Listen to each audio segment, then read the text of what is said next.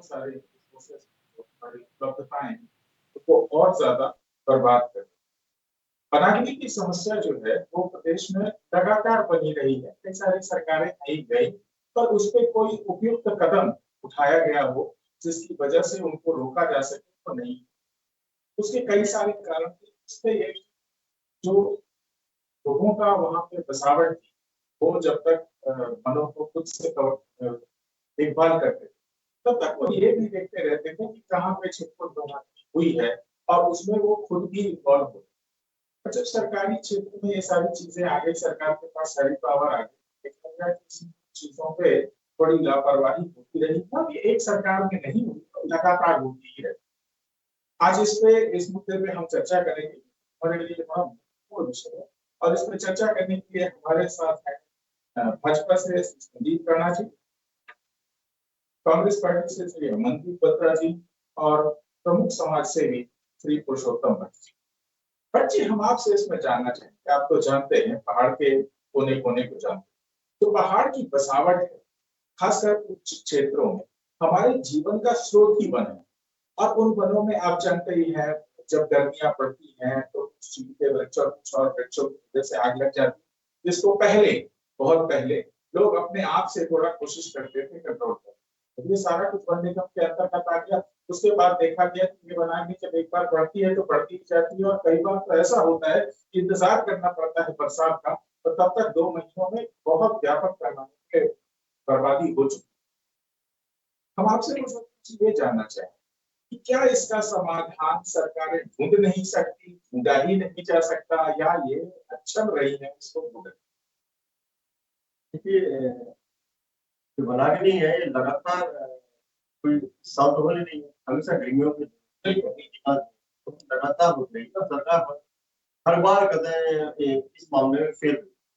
सरकारी अमला जितना भी है वो कहीं ना कहीं कहते हैं वो चीज नहीं है अपना पाता। जैसे अब तो सबसे बड़ी बात है कि बड़ी टेक्नोलॉजी का जमाना है और देश में हमारा देश भी काफी विकासशील देश है और काफी टेक्नोलॉजी हमारे पास है।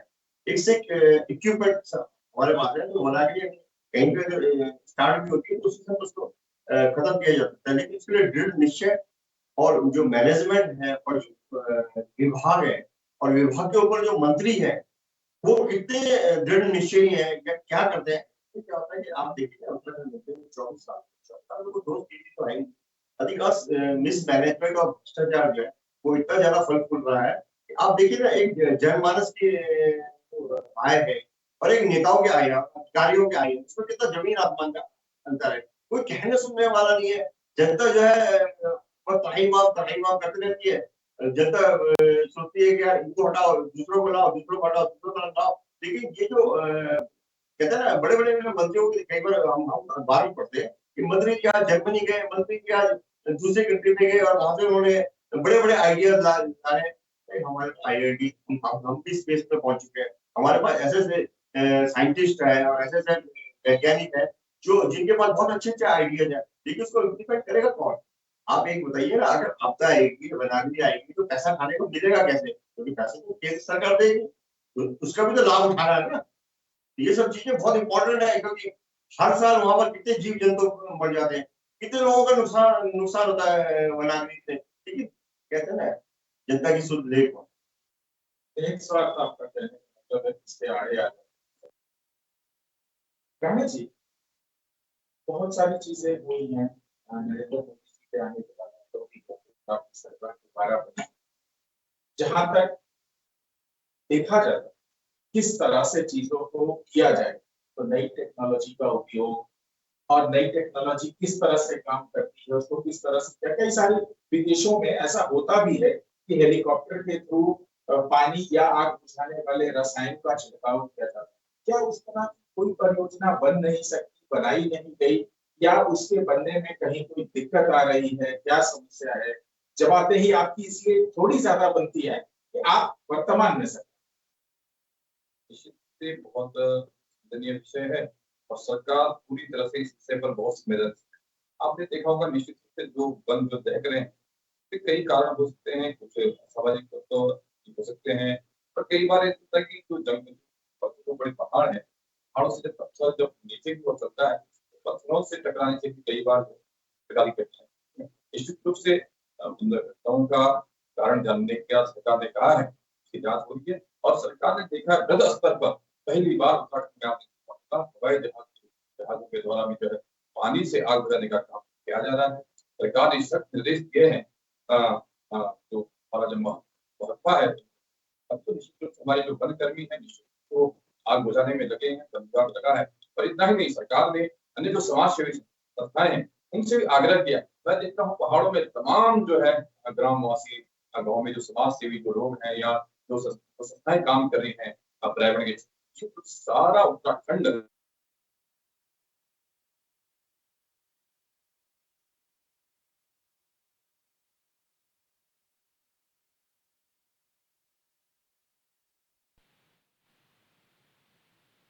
उन्होंने कहा है यदि कोई व्यक्ति और तो अन्य कारण उन कारणों का पता लगे और उन कारणों का पता लगा कि कैसे वन अग्नि को रोका जाए, इसके लिए सरकार कदम उठा रही है और अभी आग बुझाने के व्यापक प्रयास किए जा रहे हैं, चाहे विभाग के माध्यम से हो, चाहे सरकार की हो, चाहे हमारी जो उत्तराखंड के जो लोग हैं जो वनों की रक्षा करने वाले लोग हैं, निश्चित रूप से इसमें भारी उसमें मात्रा में जो है सहयोग कर रहे हैं, सरकार का आग बुझाने के लिए सहयोग कर रहे हैं। निश्चित रूप में मैं समझता हूँ उस दिन में एक आध दिन में मैं समझता हूँ स्थिति सामान्य हो जाए। अब मौसम भी थोड़ा अनुकूल हो गया, मैं समझता हूँ कि अब जो है थोड़ा ये जो स्थिति जो गंभीर बनी थी निश्चित रूप से ठीक हो जाए। कमलदेव जी, तो अच्छी पार्टी अपनी सरकार में नहीं, प्रमुख विपक्षी पार्टी देखते हैं स्ट्रैटेजी के हिसाब से आप क्या चाहते हैं कि इन चीजों पे नियंत्रण करने के लिए किया जाए, क्योंकि इनपुट आपके पास भी है। आप जानते हैं कि उन वनों पे पूरी तरह से सरकारी प्रभुत्व है और वहां पे बहुत सारे काम, बहुत सारे लोग तो इसलिए ध्यान नहीं देते कि उसको अब जो है सरकारी आधिपत्य में ले लिया गया है, तो वो देखेंगे। जब तक हमारी जीविका वहां से डायरेक्टली चलती थी तो समाज की बात है, समाज के रूप में लोग उसमें थोड़ा ध्यान भी देते थे। अब लोगों का ध्यान वहां से हटा है और सरकार आज के दिन, अभी आपने सुना, आप भी थे सरकार में, आप अपने आप को अलग न करें, 23 सालों के बाद भी ये कह रही है कि अभी हम चिन्हित करेंगे और उसके लिए प्रयास करेंगे। आप क्या सोचते हैं, क्या स्ट्रैटेजी होनी चाहिए? क्योंकि नुकसान हो रहा है, नुकसान प्रदेश का हो रहा है, तो उसमें आप क्या चाहेंगे कि क्या चीजें की जाए? अगर आप कंस्ट्रक्टिव रहेंगे ज्यादा अच्छा रहेगा।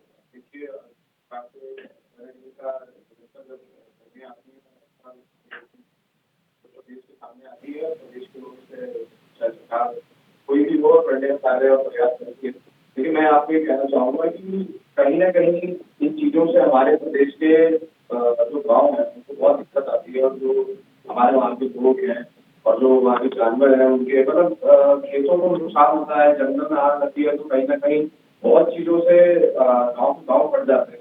तो सरकार को मैं कहता हूँ, सरकार चाहे किसी की भी हो, सरकार पहले ही इस चीज पर निर्णय ले ले और निर्णय लेकर पहले ही तैयारी रखें कि अगर हमने इस प्रकार वन अग्नि से लड़ना है तो हमें किस प्रकार से उन गाँव वालों की सहायता करनी है और पहाड़ किस प्रकार से बचाया जाए, पहाड़ के जंगल किस प्रकार से बचाए जाए, क्योंकि हल्की सी भी आग लगने से कितने ही एकड़ के जंगल तबाह हो जाते हैं, वहाँ के जानवर खत्म हो जाते हैं और वहाँ के निरंतर जो आसपास के लगते गाँव है उनको बहुत भारी नुकसान पड़ता है। तो ये चीजें हैं और सरकार ने अभी भी कहा, चाहे कांग्रेस की हो, चाहे भाजपा की हो, चाहे कोई भी दल की हो, लेकिन उनको निरंतर प्रयास करना चाहिए कि हम सबसे पहले ही हम अपनी तैयारियों को मजबूत रखें और उसको आगे ही ज्यादा करें। जी ठीक है। पुरुषोत्तम भट्ट जी, अभी ये लोग कह रहे थे काफी दिन हो गया, ये तो कुछ ऐसे मुद्दे होते जा रहे हैं जिसमें भट्ट जी कुछ ऐसे मुद्दे होते जा रहे हैं जैसे बिहार में बाढ़, तो साहब वो नेपाल में पानी आएगा तो बिहार में बाढ़ आएगी, उसका कोई स्थायी समाधान नहीं। चलिए, ये मुद्दा तो है, देखा जाएगा, आश्वासन भी दिया गया है, जरूर इसमें कुछ किया जाना चाहिए और किया जाएगा। अभी चुनाव में ये देखा गया कि कुल मतदान का प्रतिशत इतना कम रहा जिसकी उम्मीद शायद सरकार ने भी नहीं की होगी। तो ये देखा गया कि इतना कम मतदान प्रतिशत के लिए कई सारी चीजें जिम्मेदारी है, एक चीज से तो हो नहीं सकता। तो पुरुषोत्तम भट्ट जी, हम आपसे ये जानना चाहेंगे कि क्या कारण है, किस तरह की उदासीनता थी पब्लिक में, या क्यों पब्लिक उभर के नहीं आई जबकि वादे बहुत सारे थे, चुनाव आयोग ने भी काफी सारे प्रयास किए थे। क्या कारण रहा जिसकी वजह से पब्लिक टर्नआउट नहीं हुआ, लोगों ने वो रुचि नहीं दिखाई अपने सांसद को चुनने में, जो जनरली अपेक्षा की जाती थी। तो अपेक्षा की ही जाती थी कि भाई 70% के करीब वोट होगा, पर उससे 15% कम वोट होना, खासकर भाजपा के लिए, आप सोचिए, जो हर बार ये दावा करते हैं कि हम हर सीट 5 लाख से जीतेंगे, अब तो 5 लाख से कतई नहीं जीतेंगे। कहाँ कमी रह गई? पार्टियों के रूप में, जनता के रूप में, या इलेक्शन कमीशन के प्रयासों में कमी रह गई? बट जी, इलेक्शन कमीशन की मैं बात करूं, इलेक्शन कमीशन ने इस बार ऐसा कर दिया और लगातार इलेक्शन कमीशन लोगों से अपील करता रहा, जितनी भी स्वयं सेवी संस्थाएं थी उन्होंने भी लोगों से अपील करी कि इस बार वोट देते 5 साल में हमारा एक पर्व है जिसमें हम लोग अपने राष्ट्र के लिए, निर्माण के लिए, भविष्य के लिए एक अच्छे मतलब नेताओं को हम चुनते हैं। लेकिन कहते हैं कि जब ओवर कॉन्फिडेंस बहुत ज्यादा हो जाता है, सत्ता का जो घमंड होता है, सत्ता का जो घमंड देखा, इस बार तो मुख्यमंत्री तक करा मैं भी पन्ना प्रमुख, बड़े बड़े नेता करें मैं भी पन्ना प्रमुख, यानी पन्ना प्रमुख में एक बनने में ज्यादा ज्यादा 20-30 लोग होते हैं। तो हर बड़े बड़े अधिकारियों, पार्टी के सत्ता के जो नेता थे, वो बड़े बड़े नेताओं ने कहा मैं जिम्मेवारी लेता हूँ कि हम 20 लोगों को जो है वोटिंग स्थल में लेकर आएंगे। पन्ना प्रमुख थे, वोट डलवाने की जिम्मेवारी थी। तो बीजेपी तो अपने आप में संगठनात्मक पार्टी है, बहुत बड़ा संगठन इन लोगों का है। तो मैं टोटल फेलियर जो है कहते हैं सरकार का मानता हूँ। और कहीं ना कहीं सत्ता के खिलाफ जो लोग इस बार थे, 10 साल की से लोग बेरोजगारी और महंगाई, इस वक्त पहली बार मुझे ये महसूस हुआ, क्योंकि हमसे देखते थे कि एक नेता होता था, ये मोदी है, मुमकिन है, सब कुछ है, पूरा सेंट्रलाइज जो चुनाव जो है कहते हैं एक व्यक्ति पे कर दिया गया। और इस बार भी शुरू में ये नारा सत्तारूढ़ पार्टी थे कि अब की बार 400 पार। तो लोगों ने कहा कि ठीक है, अगर आप 400 पार कर रहे हैं, सब कुछ आप कर रहे हैं, बड़े बड़े नेता कर रहे हैं, हम भी एक टाइम पे मैं भी एक राष्ट्रीय पार्टी में था, तो हम भी जब जिम्मेवारियां उठाते थे तो हम लोग लोगों को घर से लेके जाते। लेकिन इस बार चुनाव इतना उदासीन चुनाव हुआ कि बूथ के बूथ खाली थे, अंदर कोई लाइन ही नहीं थी, लोगों में इतनी उदासीनता थी। और उदासीनता का कारण मैं ये कई लोगों से जिक्र हुआ, तो मैंने कहा क्या करें, वोट देंगे, किसको वोट देंगे? सांसद हमारे कोई भी सांसद है वो 5 साल दिखाई देती नहीं है, सरकार ना बेरोजगारी के लिए ना महंगाई के लिए उन मुद्दों पे कोई कुछ करती नहीं है। बयानबाजी आप देखिए तो इतने बड़े बड़े वादे किए गए, सपने अगर किसी ने दिखाए हैं तो वो मैं तो बड़ा आश्चर्य करता हूँ। 2014 में जो सपने हमें दिखाए गए थे, जब वो जिस भी राष्ट्रीय पार्टियों ने दिखाया था, वो भाजपा थी। और 2 लोगों ने तो बहुत ज्यादा सपने दिखाए, भाजपा ने और एक कहते हैं केजरीवाल जी ने। इन्होंने तो जनता को इतने सपने और इतने वादे किए, लेकिन जो जनता का परेशानी हुई कि महंगाई से परेशानी किसको होती है? आम जनता को। बेरोजगारी से परेशानी किसको होती है? आम जनता को। स्वास्थ्य के लिए इनकी समस्या किसके साथ है? आम जनता के साथ है। शिक्षा की समस्या किसके साथ है? शिक्षा का माफिया कारण किया जाएगा। जितनी भी मूलभूत सुविधाएं उसको तो झेलता तो आम जनता है। तो आम जनता ने कहीं ना कहीं मतलब मैं कह रहा इतना भर ला देगा, किसको चुने? जिनको चुनेंगे वो 5 साल दिखाई नहीं देंगे और अपना वैभव उनका इतना होगा कि वो आप समझ ही सकते हैं। तो मतलब ये बातों से जो मायूसी की जनता की वो सभी कहना चाहिए। जहां तक देखिए, अगर हम इलेक्शन मैनेजमेंट की बात करें, इलेक्शन करने की बात करें, तो विभाग से कहा जा सकता है कि भारतीय जनता पार्टी जो है वो उसमें श्रेष्ठ, तो उसमें कोई कहने की, इलेक्शन कैसे लड़ा जाता है, मैनेज किया जाता है, इसमें कोई कहने। उसके बाद भी इतना बड़ा चेहरा लेके क्या हुआ कि जनता ने वो उत्साह नहीं दिखाया जिसका आप लोग विश्वास करते। आखिर आप उसी जन विश्वास के आधार पर तो कह रहे थे कि हम एक सीट बड़ी मार्जिन से, जब वोट कम कॉस्ट हुए तो मार्जिन घटे, कम से कम इतना तो होगा। और जो डायनेमिक्स बदले वो अलग बात है, उसके तो जो भी डिस्कशन होगा वो 4 तारीख के बाद, 4 जून के बाद। संदीप राणा, देखिए जो लोकतंत्र का जो ये महापर्व है, इस पर्व को भारतीय जनता पार्टी के कार्यकर्ताओं ने बड़े उत्साह के साथ मनाया। और आप देखिए जैसे ही चुनाव डिक्लेयर हुआ, कांग्रेस में निराशा का भाव था। कांग्रेस के पहले तो प्रत्याशी ही नहीं मिल रहे थे। उसके बाद आप देखेंगे जब वोटिंग जब बढ़ रही थी, जब वोट जब बढ़ रहा था, तो हर बूथ पे भारतीय जनता पार्टी का जो हमारा जो वहाँ के जो कार्यकर्ता थे, बूथ अध्यक्ष से लेकर के डीए और हमारे वहाँ के बूथ के प्रभारी सब जो है अपना सुबह ही वहां पर बैठते थे। और आप देखेंगे उत्तराखंड की भारतीय जनता पार्टी के जितने भी हमारे जो बस्ती लगे थे, हमारे बस्ती पर भीड़ थी, हमारे लोगों ने लोगों को बाहर लाने का काम किया, वोटरों को जो है बूथ तक पहुंचाने का काम किया। और दूसरी तरफ कांग्रेस हो, सपा हो, बसपा हो, आम आदमी पार्टी हो, इनके कार्यकर्ता कहीं पूरे चुनाव में दिखाई नहीं दिए। और उसका कारण ये था कि जो है वोट कम हुआ। निश्चित रूप से जो चाहते हैं कि ये लोकतंत्र का जो महापर्व है, इस पर्व में सब दल मिलकर के अधिक से अधिक लोगों को जो है बूथ तक पहुंचने का काम करेंगे। लेकिन कांग्रेस ज्यादा चुनाव में कहीं दिखी और न वोटों को लाने का काम किया। दूसरा मैं कहना था, इस बार लोगों ने, जैसे अभी आप हमारे जो वरिष्ठ समाज सेवी बैठे हैं कह रहे थे, देखो इस समय भारतीय जनता पार्टी के प्रति लोगों का बड़ा निष्ठा थी, श्रद्धा थी और आदरणीय मोदी जी के काम से लोग प्रभावित थे। आप देखेंगे जैसे इन्होंने कहा कि लोग स्वास्थ्य को लेकर के, स्वास्थ्य की यदि किसने चिंता की है तो माननीय मोदी जी ने की है। आज आयुष्मान भारत के तहत 5 लाख तक का जो है उसमें देने का काम किया। और निश्चित रूप जो मूलभूत जो आवश्यकता है, आप देखेंगे राशन से लेकर के हर घर में नल में जल। और इतना ही नहीं, अब हमारी जो घोषणा पत्र, जो संकल्प हमारा पत्र है, उस संकल्प में हमने कहा है कि 4 जून के बाद जो ग्रामीण क्षेत्र हैं, उन क्षेत्रों में हम जो है बिजली भी फ्री देने का काम करेंगे। तमाम काम हमने किए, सड़कें हमने बनाई, उत्तराखंड को आगे बढ़ाने का काम हम कर रहे हैं। तो निश्चित रूप से उत्तराखंड की जनता ने भारतीय जनता पार्टी के पक्ष में बहुत उत्साह से मतदान किया है। सारे हमारे जहाँ हमारे जो बस्ती लगे, सब सारी भीड़ भारतीय जनता पार्टी के कार्यकर्ताओं के सामने जो हमारे वहां पर दिख रहे थे, इनके बस्ते खाली थे। कहीं इनके एजेंट जो इनके जो कार्यकर्ता होने चाहिए कहीं नहीं दिखे। निश्चित रूप से जो परसेंटेज जो पड़ा है, मैं समझता हूँ 90% वोट भारतीय जनता पार्टी के पक्ष में पड़ा है, विकास के पक्ष में पड़ा है। मोदी जी को अब की बार 400 पार का हमने नारा दिया है, उस नारे के साथ देश की जनता है, उत्तराखंड की जनता है। और जो हमने लक्ष्य रखा था 5 लाख पार का, कि हम 5 लाख से अधिक मतों से इस 500 सीटों को जीतने का काम करेंगे। निश्चित रूप में कह सकता हूँ, टिहरी हो, हरिद्वार हो, अल्मोड़ा हो, नैनीताल हो, चाहे आपकी जो हौड़ी हो, हम 500 सीटें जीतने जा रहे हैं। कांग्रेस कहीं चुनाव में नहीं दिखी, कांग्रेस का कार्यकर्ता कहीं चुनाव में नहीं दिखा। जो कांग्रेस में जो अच्छे लोग, काम करने वाले लोग थे, वो सारे भारतीय जनता पार्टी में आगे। यह भी एक कारण है, कांग्रेस के कार्यकर्ताओं ने जो है वोटों को बाहर नहीं लाए। उनके जो वोट थे, निश्चित रूप से जो अच्छे लोग भारतीय जनता पार्टी में से वो वहां रह गए, जो काम न करने वाले लोग थे वो वहां रह गए। और उसका बड़ा जो लाभ था, क्योंकि भारतीय जनता पार्टी का संगठन मजबूत, जो अच्छे समाज के भी थे, जो समाज के अंदर जिनकी जो है स्वीकारता थी, वो सारे लोग भारतीय जनता पार्टी के पक्ष में शामिल हुए। निश्चित रूप से भारतीय जनता पार्टी में समझता हूँ 5 लाख से अधिक वोटों से प्रत्येक सीट को हम जीतने का काम करेंगे। और कांग्रेस की किसी भी सीट पर जमात नहीं बसने वाली, ये मैं आपको कहता हूँ। हम देखिए सत्ता का जब ट्रेंड अभी देख रहा हूँ, अभी है, हमें तो नहीं थोड़ा नए हैं, लेकिन ये ठीक है।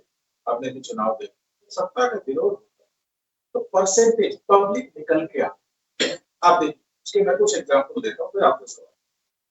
जब यहाँ पे 23 साल बाद एक आंदोलन हुआ दोबारा से, आपने देखा होगा अति भिन्नतम दृश्य था, सारी जनता सड़कों पे थी। इसको अगर आधार लिया जाए तो ये क्या नहीं कहा जा सकता कि जो लोग निकल के नहीं आए वो कुछ ऐसा रहा कि वो सत्ता के विरोध में नहीं थे।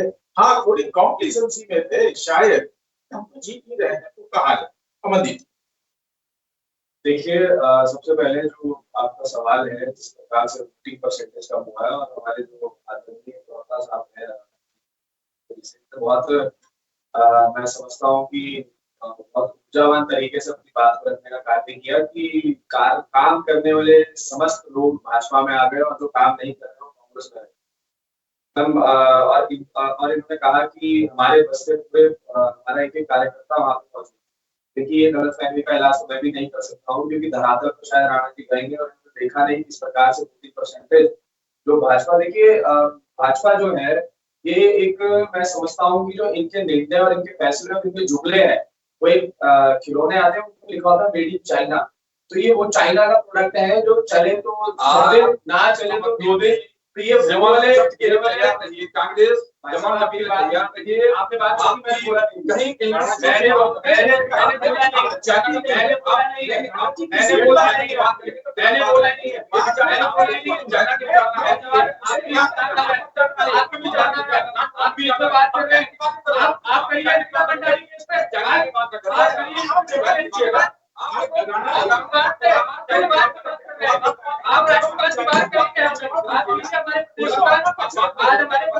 लीजिए।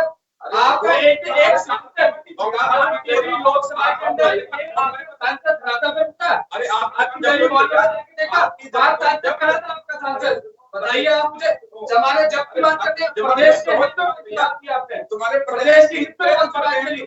आप है मेडिंग चाइना, पहले तो 2 दिन ना चले तो 2 दिन वो लोग हैं आप लोग राष्ट्रवाद की बात करें। अरे आप क्या बात करते हैं, आप क्या बात करते हैं, आप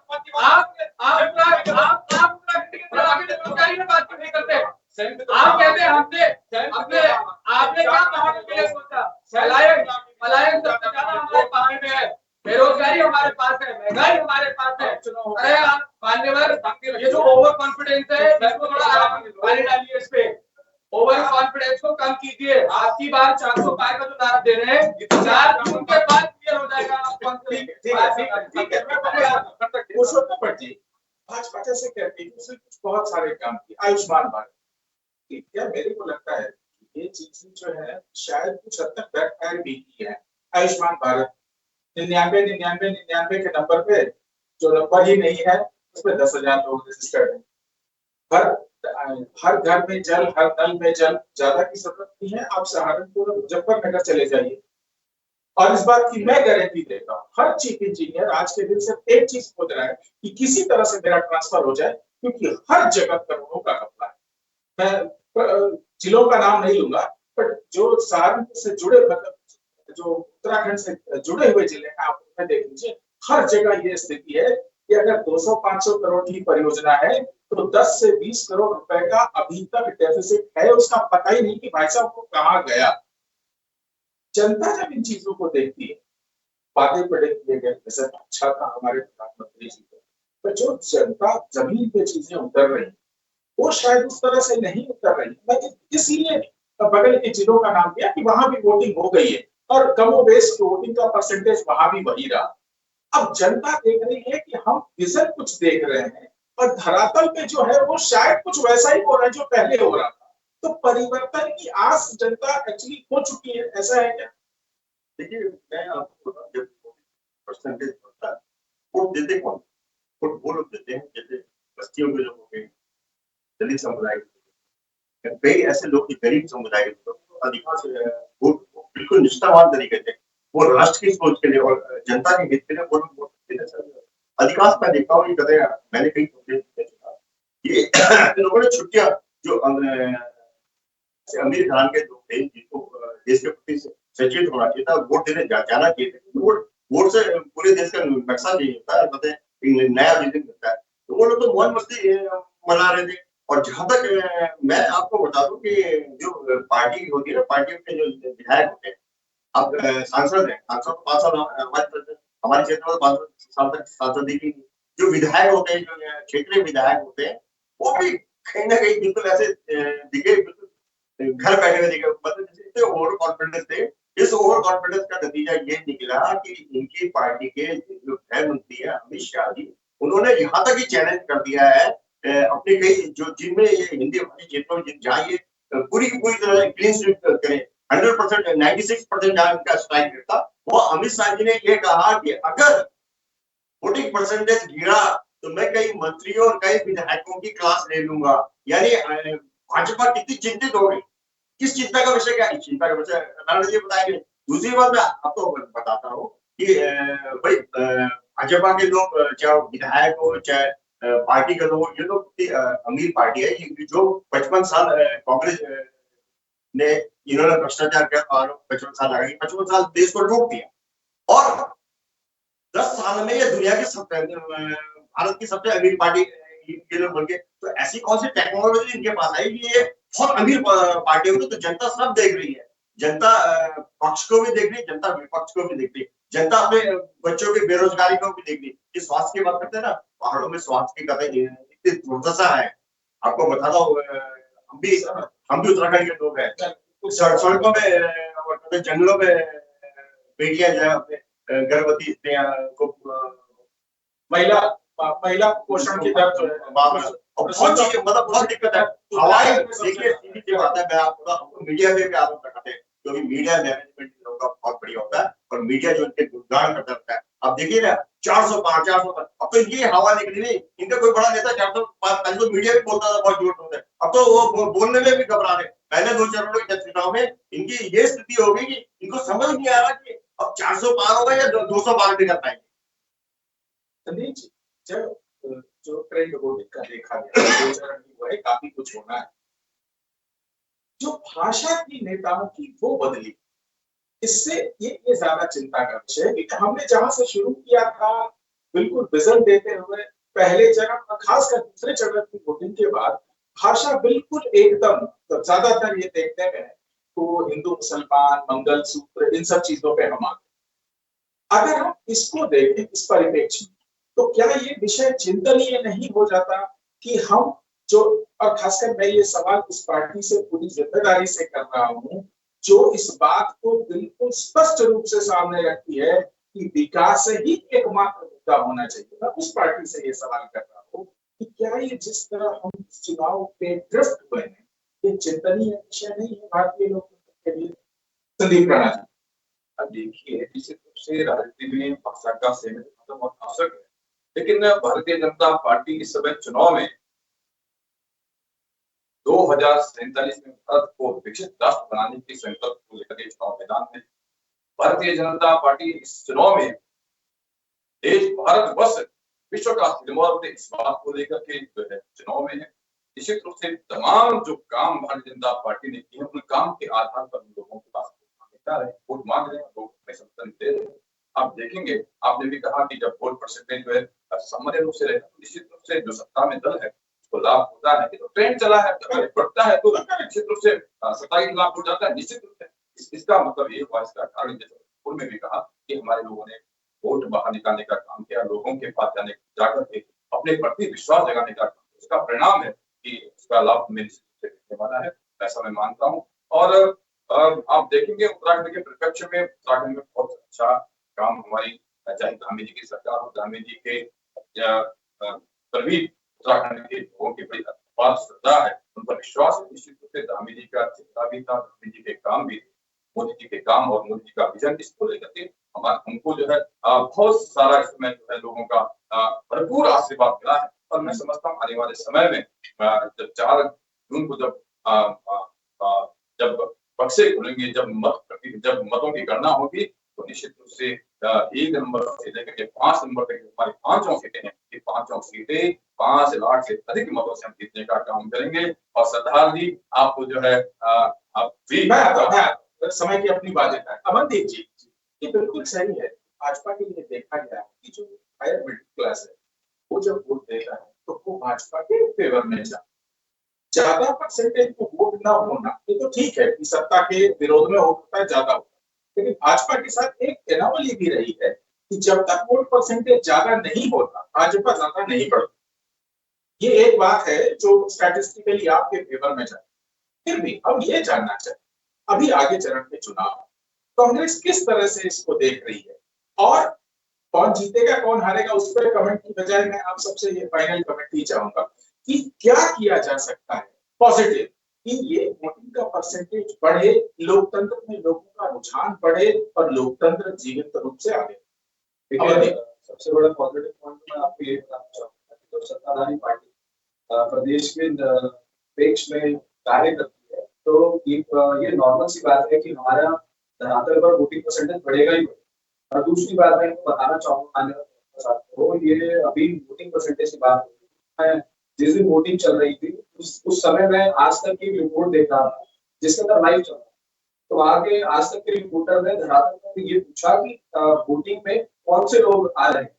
पौड़ी की मैं बात कर रहा हूँ, पौड़ी सीट बलूनी जी बहुत उपस्थित थे, तो वहां पे धरातल पर स्थिति ये थी कि उनके द्वारा कहा गया कि जो वोटिंग इस समय यहाँ पर हो रही है एक तो वोटिंग कम है, दूसरा जो अधिकतर वोट है वो बुजुर्ग लोगों का वोट है, युवाओं का वहां वोट ही नहीं, मैंने युवाओं ने वहां वोटिंग ही नहीं।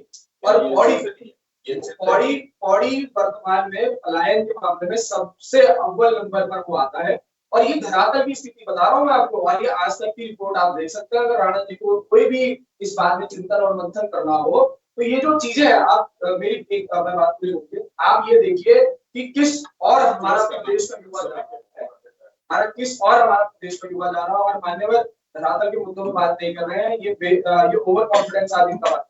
संदीप राणा जी, फाइनल कमेंट, क्या देख किया जाए जिससे वोटिंग बढ़े, युवाओं का रुझान बढ़े और लोकतंत्र जीवन रूप से आगे?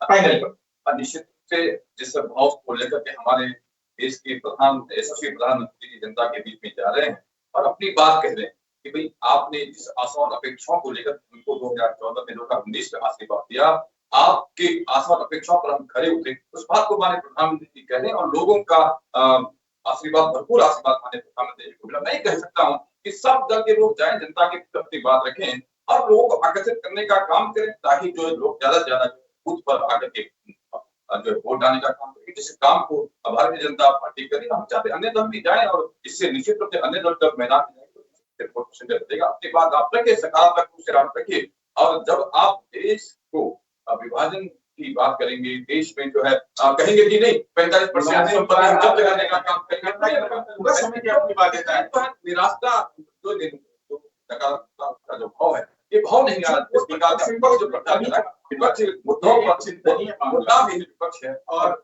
वीआईपी न्यूज भी दर्शकों से ये अनुरोध करता है कि कृपया चुनाव में बढ़ चढ़ के हिस्सा लें, जो आपकी पसंद हो उसको चुनें, पर जाएं और इस चुनाव को एक विलक्षण चुनाव बनाएं। 2 चरण बीत गए, कोई बात नहीं, अभी 5 चरण और पड़े हैं और लोकतंत्र की खूबसूरती को जिए और उसकी जीवंतता को बढ़ाएं। मैं अभी अपने सारे पैनलिस्ट को धन्यवाद देता हूँ, मनदीप बत्रा जी, संदीप राणा जी और पुरुषोत्तम खड़े जी, आप सभी को।